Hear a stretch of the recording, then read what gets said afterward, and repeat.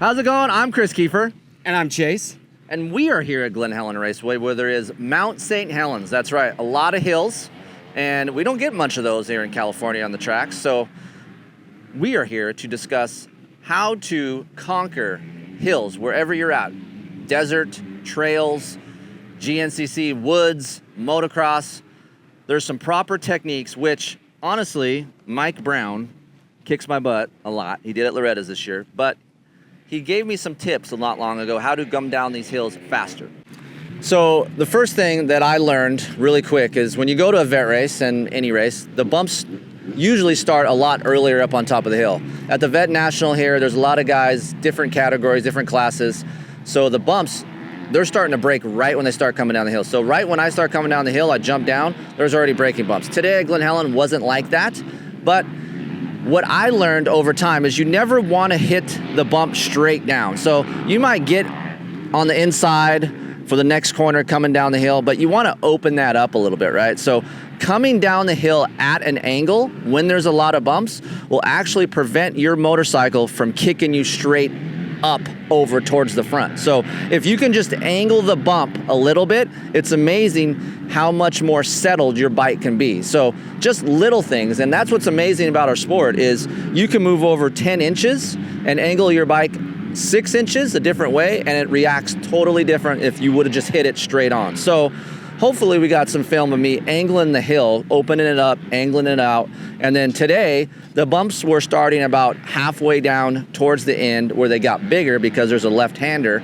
So just kind of opening up this whole hill and angling those bumps will help settle that motorcycle. Have you done this when you raced here? So yes, I have tried that and it does work. But that's also kind of what Kris was talking about. The second tip that kind of leads into this is in the correct gear.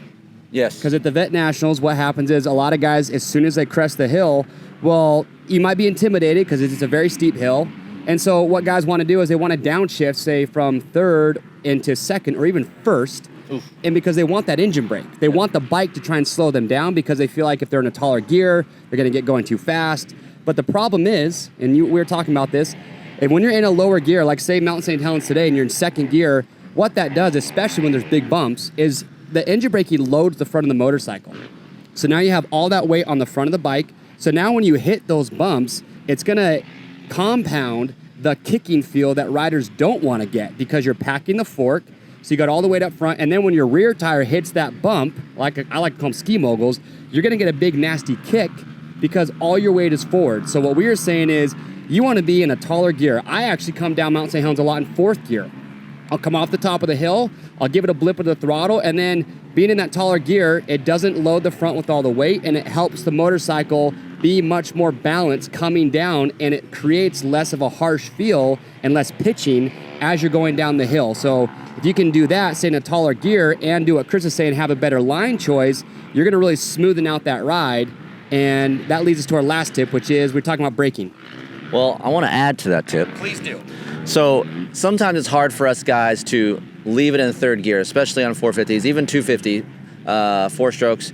And for you 2-stroke guys, third gear is like the best gear out there for riding tracks. So for me, just like what Chase said, your instinct is to downshift because you're like, oh man, I'm kind of scared, I want to brake, so I'm going to downshift. Well, you can still do your braking, which that leads us to our next one, but just leave it in third gear, because that will cause less binding. When we're in a low gear, and doesn't matter on hills or not, when you're accelerating out of a corner and you're in second gear hitting bumps and your RPMs are high, you're binding your chassis up. So freeing that chassis up with a lower RPM and a higher gear really relaxes your machine. So don't be scared to leave it in that gear and then downshift right before the corner, which takes some time to get used to and to process your brain to do that. But once you learn that, your bike will react much better. Now, coming down the hill, braking evenly. We talked about, hey, I'm kind of scared coming down hills. I don't want to go that fast. No problem. Use your brakes. Of course, that's what they're there for. But the key thing is I see a lot of guys dragging their rear brake down the hill, and then what that does is cause your rear end of your bike going side to side, and you lose control, especially if you're not squeezing with your legs. So the whole thing about coming down hills better in a quicker manner and a safer manner is braking evenly.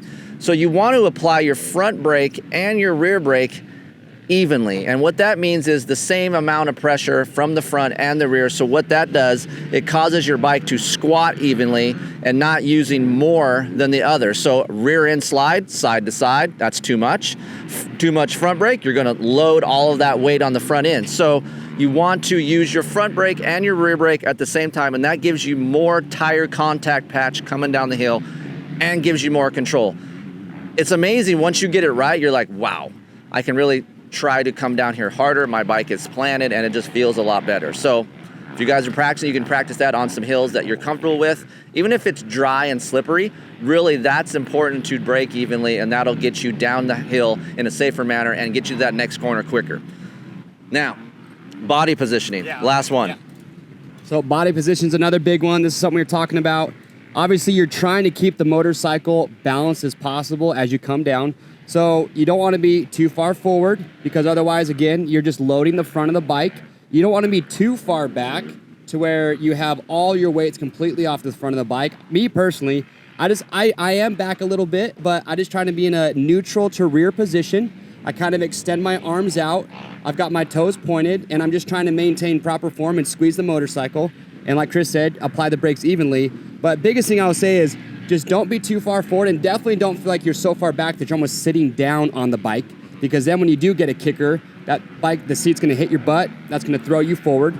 So what about you, Kris? What do you like to do? Yeah, for me, so I'm a taller guy than Chase, so I'm about 6 foot. So obviously I'm back a little bit farther on the bike with evenly braking, but for me, I'm a big squeezing guy. I like to squeeze the bike coming down the hills, and that gives me more control, more feel of the motorcycle. That takes some time to do. It's not easy, because sometimes we think, oh, we are squeezing, our feet are on the pegs, but you really got to consciously try to squeeze. Yeah. Be burning. Yes. Burning down there. If you have calves like this guy right here, it's probably easy to do, but I have little skinny legs. So for me, I really got to focus in on squeezing the bike. And of course, we have Big Bertha here on the Yamaha. It's easy to squeeze because she's a little bit wide in the midsection, right? So for me, squeezing from about the shroud down to the middle part of the frame is the most important. And hopefully, Chase, you're 5'9"? I'm barely 5'7". 5'7". The calves make me look taller than I am. So where do you squeeze at on the motorcycle since you're a little bit shorter? Honestly, for me, like when I squeeze the motorcycle, I try and focus a lot on my ankles. I don't think a lot of guys realize that you need to feel like your ankles are squeezing the motorcycle more than just your knees. Because if your knees are squeezing the bike, that's great. But I try and feel like my ankles up to my knees are squeezing the bike really hard. That's something that when I was taught that, it was like, hey, your ankles need to be squeezing, not just your knees. That to me, and your legs, you're at your ankles is where you're actually controlling the motorcycle. It's not with your knees on the top of the bike, it's down low, right? Low center of gravity. So I try and feel like my ankles are really squeezing the bike all the way up to my knees. It honestly depends on how tall you are, right? So I'm a little bit taller, so I can use my legs more. So I squeeze just below my knees down to my ankles. He is right. Like, you need to squeeze with your ankles, but I feel better how I do it. So there's not one specific way. It's what you're most comfortable with and what puts your body in the correct position. There are some really good tips out there. If you guys can't afford to go to a motocross school, there's RacerX Online. They have these raw videos that are out that you can sit there and watch these guys in slow motion. So you can sit there and study exactly where their feet are, how their elbows are on the bike, when they downshift. It's really amazing. So if you can watch some of these pro motocross races in slow motion, it really does help you on the bike. And I didn't have that luxury growing up. I didn't have all of that stuff. I'm old, right? Yeah. So I was calling 1-900 INF Moto to see who won the race. Now we know instantaneously. We're watching it live. So studying up on YouTube, you're going here to Rocky Mountain, and there's a lot of good tips. And the more you learn, the better it'll be on your bike. And that's it. Those are our tips for attacking big downhills like at Mount St. Helens, or if where you ride, you have these downhill sections. So a quick little recap is body position, just making sure you're focusing on that, squeezing the motorcycle, being a taller gear.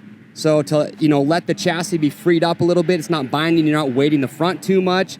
Even the braking as you're going down. And of course, squeeze. Well, no, we talked about squeezing. The last one was make sure line choice is good. Yeah. If you're coming down a hill and there's big bumps, like Kris said, move over 6 inches to the right, to the left, angle as you come across. It'll really just smoothen everything out. And So hopefully that'll help you guys out the next time you go to attack a big downhill section. And as always, if you have questions or comments, leave those down below. Kris, how can people reach out to you?